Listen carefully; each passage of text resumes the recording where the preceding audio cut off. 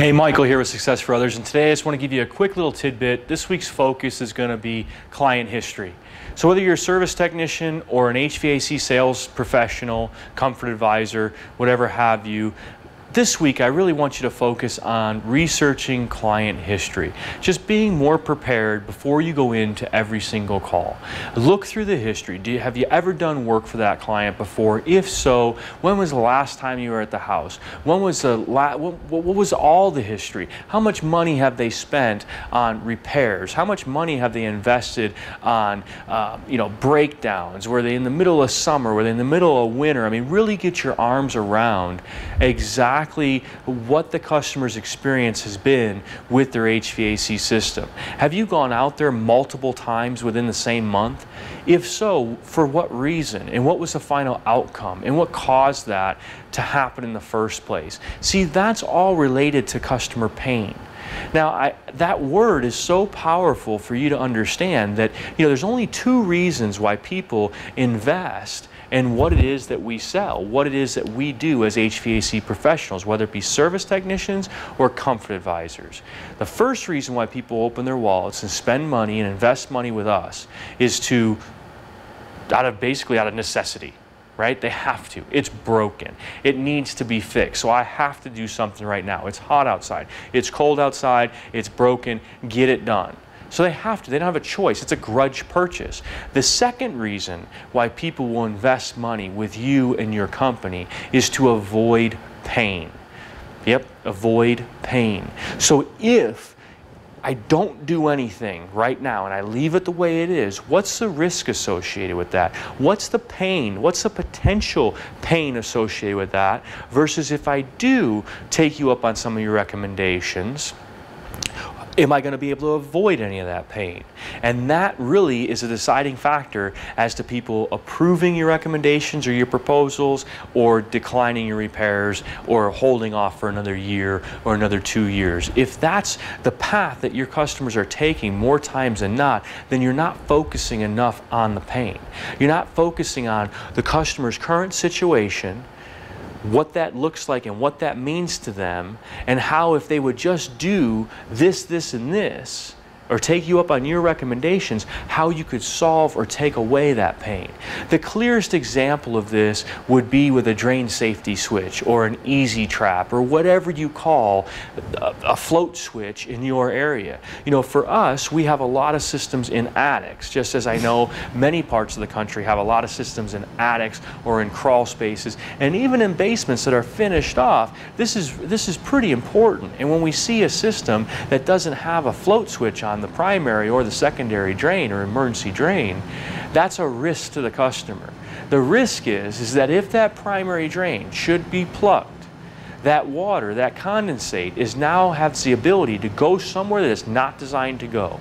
And if it goes left unattended for any kind of time, the chances are that you're going to have water damage of some sort, whether it be a stain in your ceiling, whether it be that ceiling caving in, whether it be, the carpet being soaking wet in your theater room down in your basement, or mold growing in your crawl space. That's the risk associated with not having a float switch. So a lot of people, at least in my area, call float switches ceiling saver kits. Now, it's not anywhere on the bag. It doesn't say ceiling saver kit on the Easy Trap packaging by any means, but they're describing it in terms of the pain in which it avoids. So if you put in this Easy Trap, if you put in this float switch, you actually now have the ability to protect or potentially save your ceiling and not go through the pain associated with not having this. See how that works? So looking at customer history this week is going to allow you to really put yourself in your customer's shoes and really experience what has it been like for them over the last 12 months, 6 months, 24 months, 5 years, however long you've been going to that house. Paint the picture and try to associate and put yourself in their shoes. The more sensitized you are to their position, the more empathy that you'll have, the more understanding that you'll have, and the more your recommendations should be in line with what their true wants, needs, and desires are. And as long as you're looking out for your customer's best interest with your recommendations, then there's no reason why they wouldn't go forward with you. So when the pain of doing nothing, of staying the way that it is, outweighs the benefits of changing, people will change.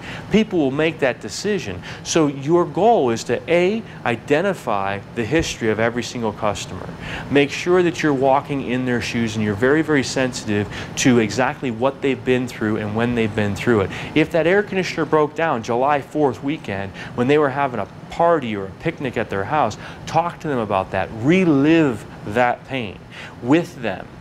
Have them describe it to you. Oh, I noticed here that we were out last July for a service call. What happened? Oh, really? What was that like? Huh, well, it was July 4th. Were you having a party? Did you have people over? Have them relive that pain, okay? When it's fresh in their head. I mean, it was a year ago. It was 8 months ago. It was 6 months ago. It was 3 months ago. It wasn't fresh. When you go through that and ask them what it was like and have them recount that experience, they will tell you now they're emotionally involved with this again. They're reliving that pain. And once they relive that pain, they're going to be more open to you and your recommendations to take that pain away. Well, here's what I suggest that we do. Based on your history, based on the things that have been going on in your home for the last 6 months, 12 months, 24 months, here's what I would recommend and here's why I recommend it. And if you take that approach and you speak to their experiences and their pains, your success rate will go up. Because there's only 2 reasons why people invest in what you're selling.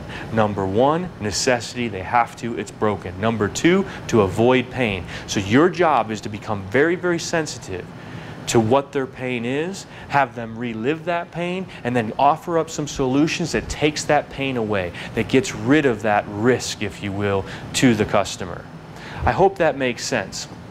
Now, a lot of people always, will ask, when we're in class, we'll start talking about pain and all this stuff, and, they don't understand why we want them to relive the pain. Because, see, we have short-term memory. We don't remember just how bad the pain was.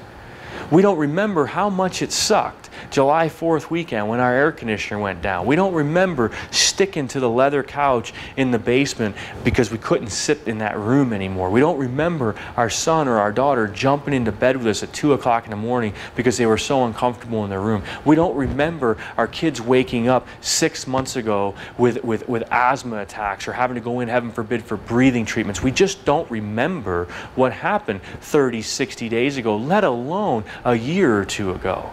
And if you need any more clarification on that, just think of this. If the statement, time heals all pain, is so true, and I know this to be true because my wife chose to give birth more than once. Had she remembered how bad it sucked the first time around, she would have never said, hey, I think we should have another child. So childbirth in itself is proof that time heals all pain. Okay, over time we forget how bad things were. And then we look at the benefit of everything, and that's what dictates our decisions in the future, is what's the benefit going to be by making this decision? And that's our job. Our job is to go in, identify pain, come up with recommendations or solutions to take that pain away, to give you nothing but the benefits associated with this decision, and then let you enjoy all of the decisions that you made and all those benefits. So it's really that simple. So this week, focus on customer history and really focus on trying to identify and empathize with the customer's situation, whether based off of that history, whether it be 6 months ago, 30 days ago, 2 years ago. Talk about that history, relive that pain, and then come up with recommendations or solutions or whatever it is you want to call them to avoid that pain in the future. And if you do that, your customers are they're going to love you. They're going to enjoy the fact that you were able to associate with them and their needs, their wants, their desires. You're not looking after your best interests, you're looking after their best interests. They're going to be more loyal. They're going to offer up more referrals. They're going to continue to use you and be loyal to you. And so it's just a win-win-win-win. And at the end of the day, if you can help improve the quality of somebody else's life, it just feels good. So that's what we should be doing. So really focus on your customer, focus on what their past situations were like, and help them remove all that pain, help them get out from underneath that so that they never have to experience that again.